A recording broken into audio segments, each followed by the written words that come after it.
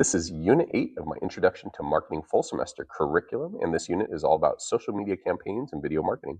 The objective is for students to be able to analyze how businesses use social media campaigns, seasonal promotions, and video marketing to engage customers and promote their brand throughout the year.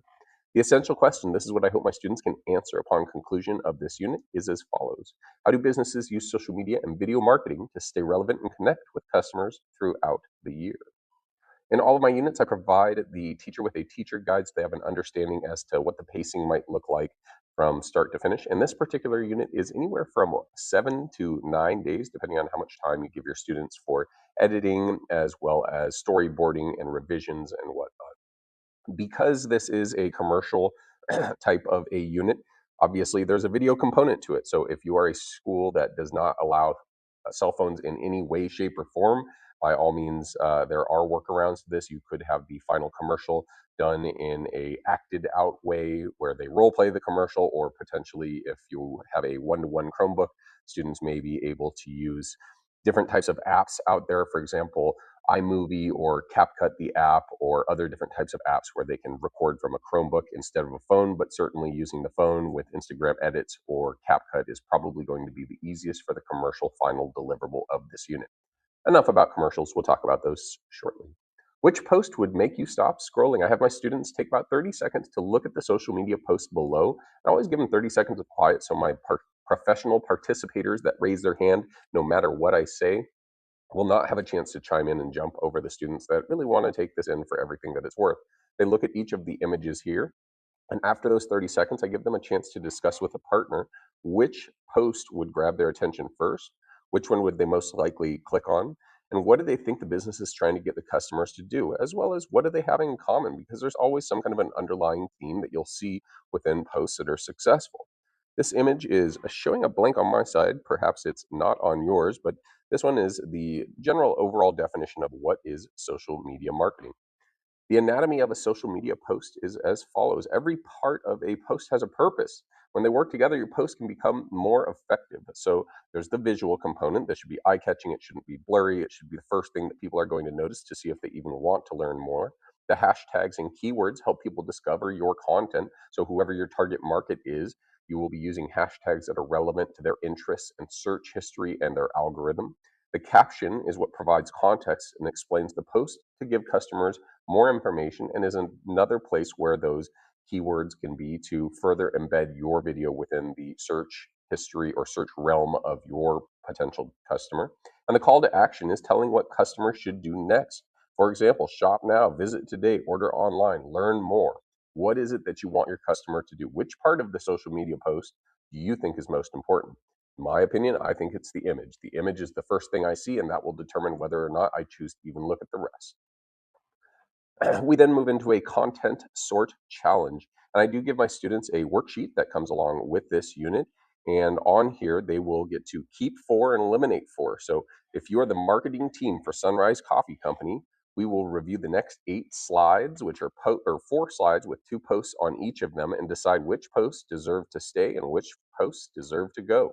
So think about which ones would you eliminate first if you're the marketing team, thinking about who is going to react to these. Will people just scroll right on by, or will it stop the scroll? Which posts would help the business the most? Which are repetitive? Which posts would customers actually care about? So here we go. These are the first two. We take a quick moment to look at these two different posting ideas here, and students decide whether or not there's one that should go or one that should stay. Next up, here's two more,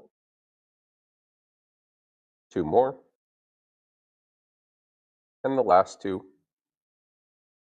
And then I give them an image with all 8 of them in one location so that on their worksheet they can determine which ones they believe should stay, which 4 should go, and then a brief explanation as to why. These guided note worksheets work really well to keep students engaged throughout the content because it gives them a chance to participate instead of just sitting there and getting the information. We move into the idea of not every single platform has the exact same audience. So where should this business post be? Based on Sunrise Coffee Company, which is a local coffee shop, I have my students think about who is it that, or what platform should these posts go on, if not all of them. So if Sunrise Coffee Co. could only choose one of them, which one should they choose and why? Think about this. Who are they trying to reach? What type of content do they create? and which platform fits the business the best. So you've got Facebook, Instagram, TikTok, and YouTube. So students can sit there and think about which ones make the most sense for them. Great content still needs good timing.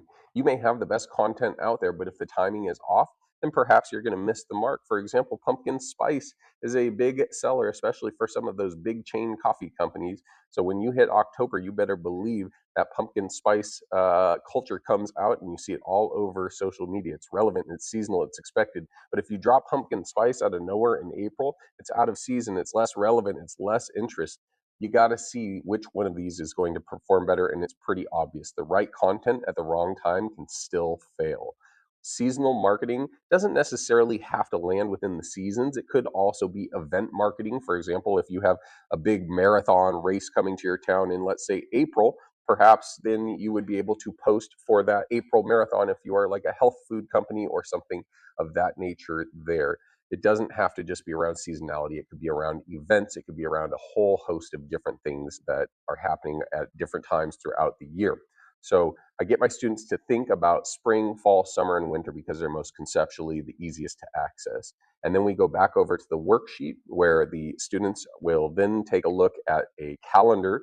And on the calendar, it'll have an opportunity for them to list out all of the different ideas of events that happen at different times throughout the year, because every business has busy seasons and promotional opportunities. But if you were to take a revitalized business, and if you're following my full semester curriculum, you would have your students use the business that they're doing for the full year. If you're not, just have students pick any business of their choosing that they want to revitalize or update, and then think about what events, holidays, seasons, or community activities might be important to those customers.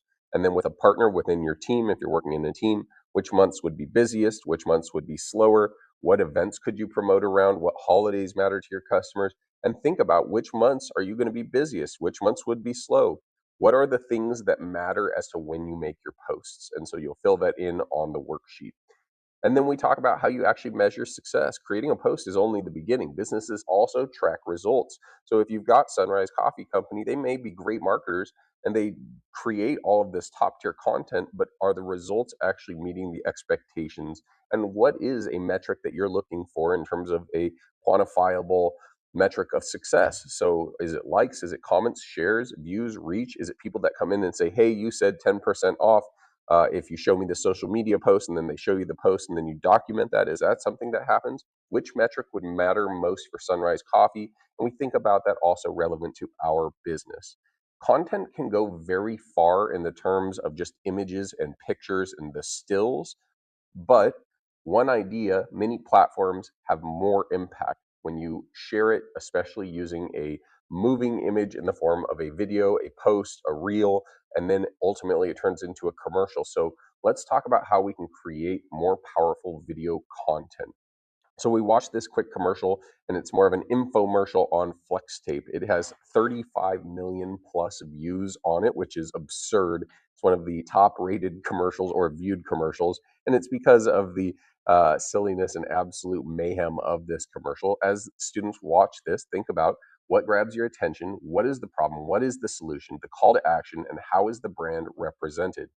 We then break down the anatomy of a commercial, and this is almost true for many commercials, especially for budding businesses. If you have a commercial that is something that everybody knows, like the brand, you already know if it's like Apple or Starbucks or In and Out or whatever it is, you don't really have to follow this exact recipe. But if you're brand new, it's usually going to be some variation of this recipe of the anatomy of a commercial. First is the hook. This is where you're getting your audience's attention. Then you state, here's the problem that you face, because all most successful businesses share one thing in common. They solve people's problems at the price that people are willing to pay. Once you've stated the problem, then you say, so you said, have you ever found yourself in this situation? Good news, we have the solution for you. So you introduce your product, your service as the answer, and then maybe you give it a little bit more context as to what the product itself actually does. Next would be the call to action. Tell viewers what to do next. Click on this link, call us today, come down to this location, find us at the farmers market, whatever it may be, and then close out with some kind of reinforcement of your brand with your logo and your message to make sure that people remember you and what it is that you're doing. Every great commercial has key parts to it.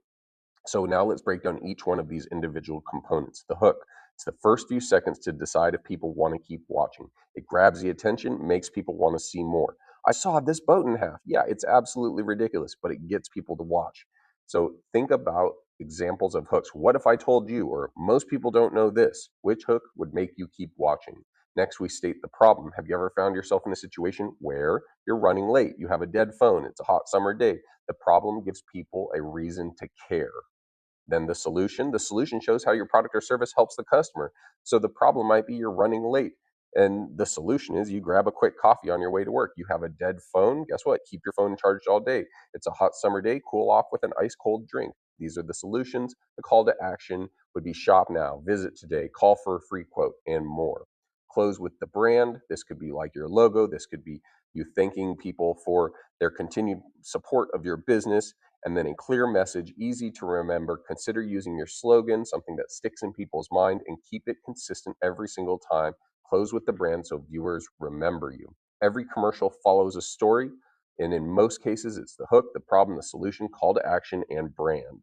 Now we storyboard all of this out. Notice that I added a fourth component in there between 3 and 5, and that's the product details in case you have a product that needs a little more explanation in there as well.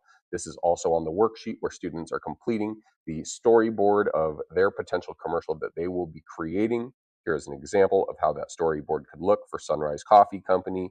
And of course, not all students will be of the greatest artistic skills, and that's okay. I'm looking for stick figures. I'm looking for a rough framed out stretch of what it is that they plan on actually recording. And then I introduce to them the commercial project itself, which is a 30 to 60-second commercial where students use their storyboard as a guide. I show them the requirements. I tell them that it can include any of the following: phone, video, voiceover, music, text on screen, actors.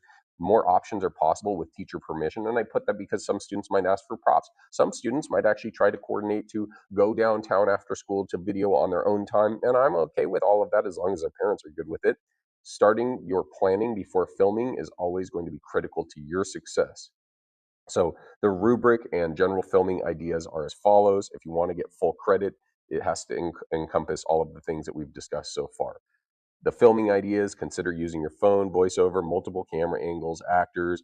Consider a realistic location, text on screen, background music.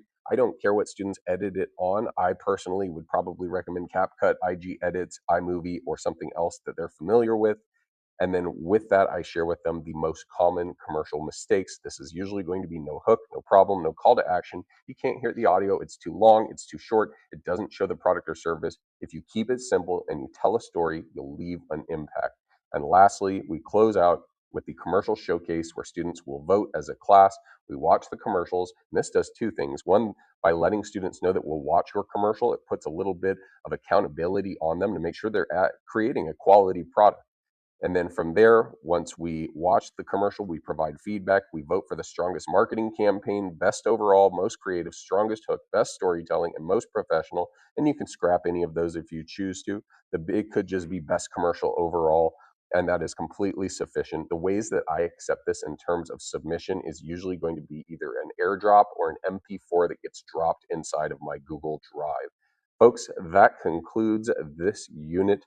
I appreciate you for teaching what I believe to be the most valuable classes on campus.